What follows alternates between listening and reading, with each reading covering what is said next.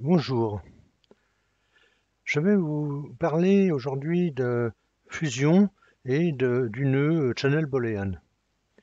Alors, pour comprendre ce nœud qui est assez compliqué, qui fait partie des nœuds assez compliqués de fusion, j'ai créé quelques exemples et on va voir un peu comment ça fonctionne. Alors, tout d'abord, on a ici la source, les canaux sources de l'image source et là le résultat que va donner le nœud en sortie à l'affichage. Donc on a les canaux rouge, vert, bleu et alpha. On a ici les opérations possibles sur ces canaux.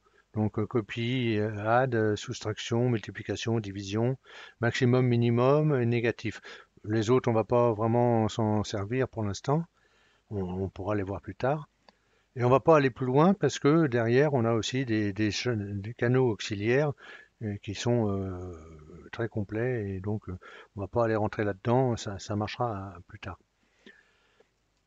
Donc, pour bien comprendre comment ça fonctionne, euh, il faut savoir que ce nœud travaille sur les quatre canaux en même temps. Il est capable de créer des opérations sur les quatre canaux en même temps, rouge, vert, bleu, alpha. Alors pour illustrer ça d'une façon assez parlante, j'ai essayé différentes façons et en fait c'est celle-là qui me plaît le mieux. J'ai créé ici une image dans laquelle j'ai un niveau de rouge de 0,3, un niveau de vert de 0,25 et un niveau de bleu de 0,2 avec un alpha à 0,5. Et cette image-là, qui est là, elle est avec un niveau de rouge à 0,2, un niveau de vert à 0,25 et un niveau de bleu à 0,3, un alpha 0,5. Au milieu, on a notre nœud channel boolean. Donc aujourd'hui, là, quand on regarde l'état où il est, ici on a l'entrée background, ici l'entrée foreground. J'aurais pu les inverser, mais bon, c'est comme ça. Et là, notre nœud, qu'est-ce qui est marqué? Il y a marqué qu'on fait une copie du canal background rouge vers le canal rouge, du canal background vert sur le canal vert et du bleu sur le bleu. Alors quand on parle de copie du rouge sur le rouge, on ne parle que de la valeur numérique de la composante rouge. Là, dans cette image, elle est partout pareille, puisque j'ai fait un background. Donc en fait, on prend l'image de base là, et la valeur rouge, elle est 0,3. La valeur verte, elle est 0,25. Si je dis que je copie le rouge ici sur le canal vert, il va bien, on revoit, qu'est-ce qu'on voit? On voit qu'il m'a mis 0,3, 0,3. C'est-à-dire rouge, rouge 0,3, vert j'ai 0,3. En fait, il m'a copié la valeur numérique du rouge sur le canal vert. Il a enlevé le 0,25, donc l'image apparaît verte. On a toujours un alpha de 0,5.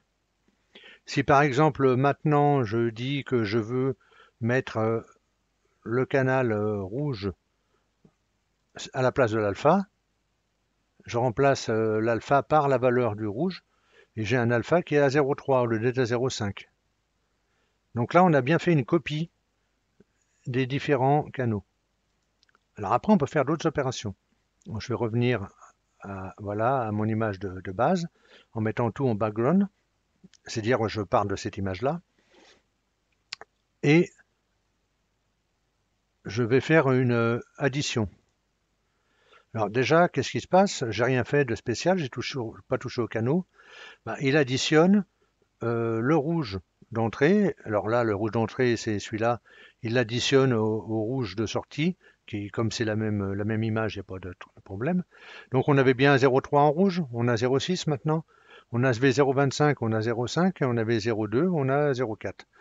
L'alpha, lui, j'ai dit qu'il n'y fasse rien. Si j'avais dit à l'alpha, tu me mets l'alpha, bah, il m'a mis un alpha de 1. Donc j'ai plus de couche alpha, enfin j'ai plus de couche transparente, parce qu'il m'a bien additionné les deux canaux. Je vais rester avec mon alpha de base. Ça, c'est l'opération addition. Alors, addition, il faut savoir que pour un canal, 0 c'est noir, enfin 0 il n'y a aucune couleur et 1 c'est le maximum. Alors si ça dépasse 1 là, il écrète à 1 puisque numériquement on peut faire des additions, des multiplications que l'on veut. Au niveau de la couleur qui va être rendue sur les pixels, 1 c'est le maximum. Si on fait une soustraction, bah, j'ai dit par exemple, alors bah, on va faire la soustraction, quelque chose de plus simple. On va soustraire le canal bleu au canal rouge. Donc là, on va faire rien. On dit qu'on fait rien là et qu'on fait rien là. On garde les valeurs de base. Et au canal rouge, on va y soustraire à la valeur du bleu. Voilà. Donc on avait 0,3, là on avait 0,2, il nous reste 0,1. Voilà. Et on a toujours 0,25 et 0,2 pour l'image. Donc là on a bien fait une soustraction. Ensuite, on va faire, on va pas parler de cela, multiplication. Multiplication, bah, si on multiplie, on va laisser le bleu, le vert. Voilà. On avait un vert à 0,25. On le multiplie par un vert à 0,25 et ça va nous donner 625. Enfin, faut le croire hein, au niveau de l'opération. On a gardé toutes les composantes, on va les remettre bien. Alors, rouge, vert et bleu. Voilà. Rouge, vert, bleu. Multiplication. Bah, il nous a fait la multiplication des valeurs, ce qui nous donne cette image qui a été assombrie. 0,3 par 0,3, 0,25 par 0,25, etc. De la même façon, on peut faire une division. Alors là, on a le contraire, puisque on divise. Et là, on se retrouve avec des valeurs de 1, et pratiquement de 1 en bleu, ce qui fait un blanc en fait. Là, on a bien divisé par ces valeurs. 0,3 divisé par 0,3, voilà. Ça, c'est la division.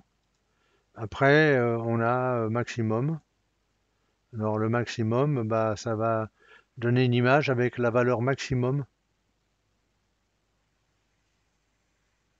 des canaux.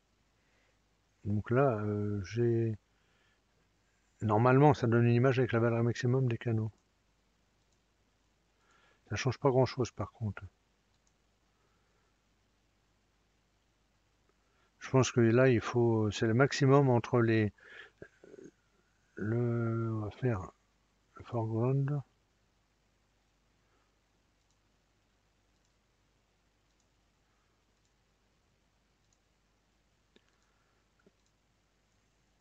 Bon, en fait, ça donne exactement la même chose. Donc, je pense que c'est... Oui, non. Ça ne marchera pas là parce que tous les pixels d'un même canal sont à la même valeur. Ça fonctionne, ça, si on prend une image comme ça. Quand on a une image comme ça, et là, on demande le maximum, et il doit nous donner le maximum des couleurs. Mais bon, c'est pas quelque chose que j'ai expérimenté vraiment beaucoup, ça. C'était surtout, en fait, pour vous faire voir l'outil. Parce que là, on va s'en servir maintenant pour faire quelque chose de plus sympa. On va l'utiliser vraiment pour faire un cueilleur. Alors, le cueilleur, pour vous faire voir, je vais enlever ça qui sert à rien. Pour vous faire voir le cueilleur, c'est uniquement cette partie-là, le cueilleur. Donc, c'est pas très compliqué, il y a quelques nœuds, pas tant que ça. Et l'avantage, c'est que ça va bien nous faire comprendre surtout comment ça fonctionne. Alors, j'aurais pu prendre Ultra ou Primate, j'aurais eu mon résultat tout de suite. Mais bon, là, c'est histoire de jouer un peu avec le channel boolean pour voir ce que ça fait. Maintenant qu'on a vu comment ça marchait, on va pouvoir aller un peu plus vite. Je ne vais pas vous redessiner le graphe, je vais juste vous l'expliquer. Donc on a une image de départ, qui est celle que j'avais tout à l'heure. Mon image de départ avec un fond vert. Alors bon, c'est une image animée, hein, c'est une vidéo. avec les cheveux qui volent et tout.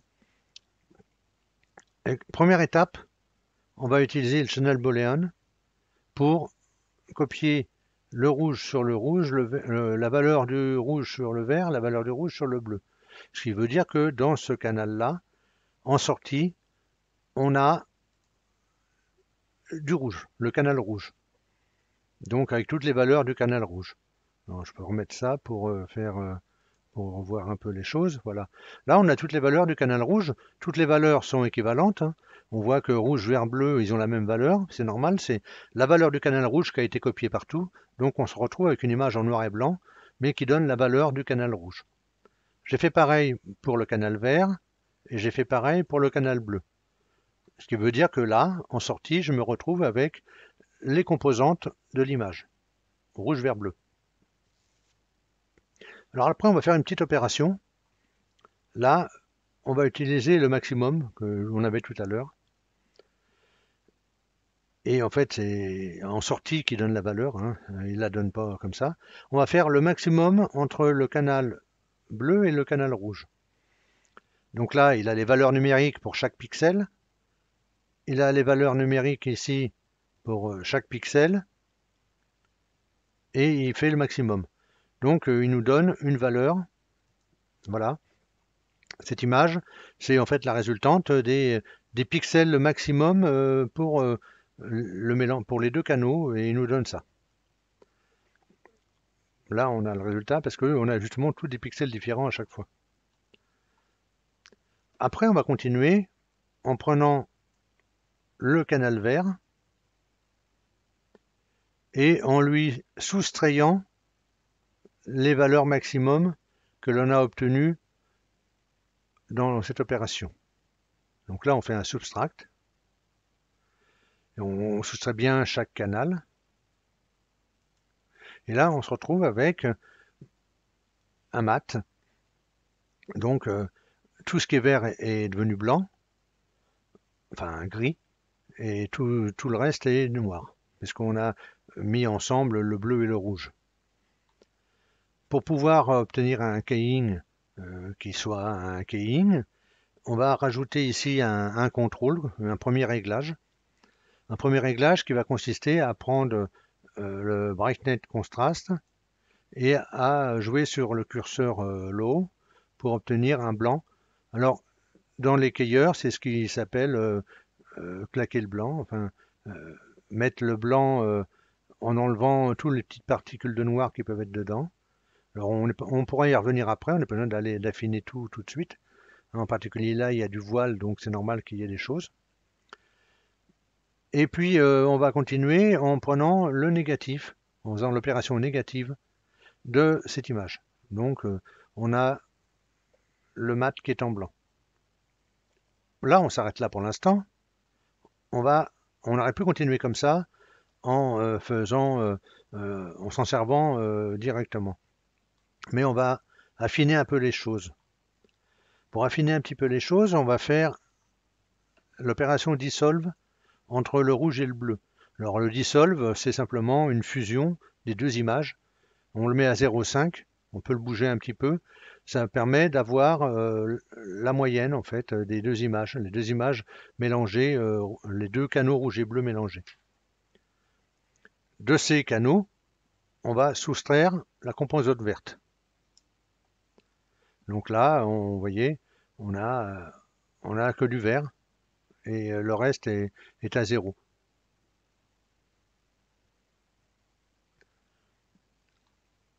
Là, on peut éventuellement faire un petit coup de brightness, réglage 2, ce que j'ai marqué, brightness contraste pour augmenter un petit peu la luminosité, de façon à avoir une image qui pète un peu plus. On part du résultat du subtract encore, et là, on fait une opération de soustraction entre, alors il faut suivre, mais entre l'image d'origine et le résultat du dissolve et de la soustraction du canal vert. Et à ce moment-là, on obtient cette image dans lequel le vert et le bleu et le rouge ont donné cette couleur, hein, parce que là, en plus, on a dit qu'on ne fait ça que sur le vert, que sur la couche verte. Donc là, on fait notre brightness contraste et on obtient cette image, puisque là, on a fait le résultat de cette soustraction. Cette image-là, on va s'en servir avec l'image négative que l'on avait eue tout à l'heure pour faire un multiply. Et dans ce multiply, on lui dit qu'il ne touche pas. Voilà, on lui dit qu'il utilise toutes les couleurs et que l'alpha, c'est le canal vert. Et à ce moment-là, on se retrouve bien avec une image dans laquelle on a créé un fond alpha pour supprimer la couche verte. Alors quand on en est là, on peut faire l'incrustation. Sauf que l'incrustation, elle va avoir un petit problème, c'est qu'on a quand même, vous voyez, des choses bizarres dans les cheveux. Alors il y a des choses qui peuvent se régler avec les valeurs ici, en jouant là-dessus, ou avec les valeurs qu'on avait là, ou en jouant un petit peu aussi sur ces réglages. Mais on va plutôt le faire avec une autre série de nœuds. Là, je récupère, je vous expliquerai après, je récupère donc mon image. Channel Boolean, je fais une copie, mais je mets l'alpha sur tous les canaux. Je me retrouve avec donc un masque blanc que je vais flouter, légèrement flouter. Et là, je fais une opération booléenne pour faire un négatif. Et je rentre cette image, l'image nette, je la rentre en foreground. Et l'image floutée négative, je la rentre en background. Et là, je fais un multiply. Et je me retrouve avec que les bords. Donc c'est des bords légèrement floutés qui vont venir merger avec l'image d'origine. Et là, on se retrouve avec quelque chose qui est beaucoup plus propre au niveau de l'incrustation. Alors là, bon, c'est sûr qu'il me le joue.